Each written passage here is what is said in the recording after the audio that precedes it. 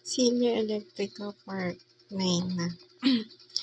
Hello po, right now, magpapa-search and rescue na naman ako kasi may naririnig akong bata. Mukhang teenager yata to kasama ng nanay.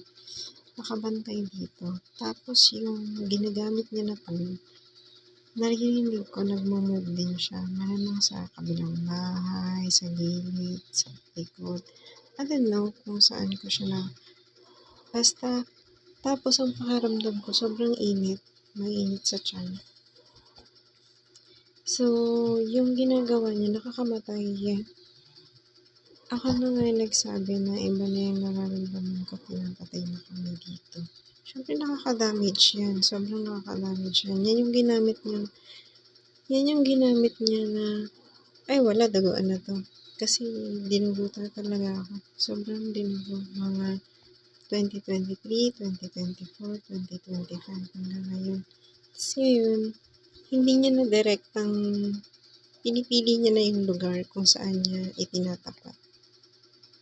So, andito sila ngayon, no? Nagmamurder. Sa tingin mo, kapag halimbawa na tumagal yan, walang epekto yan. Siyempre meron.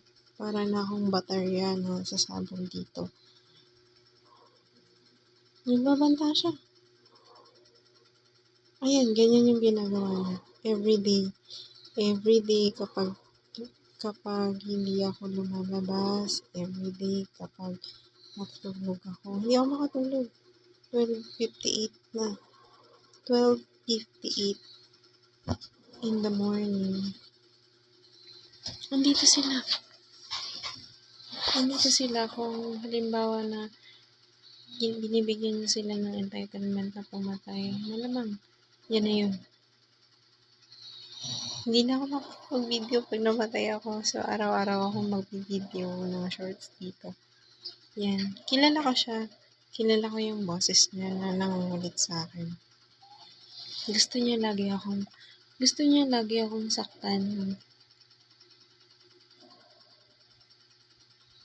Parang hindi niya naranasan yung ganyan. Kaya bakit ginagawa niya yun sa akin? So, ano yung reason? Sabi niya reward daw. Baka binabayaran siya.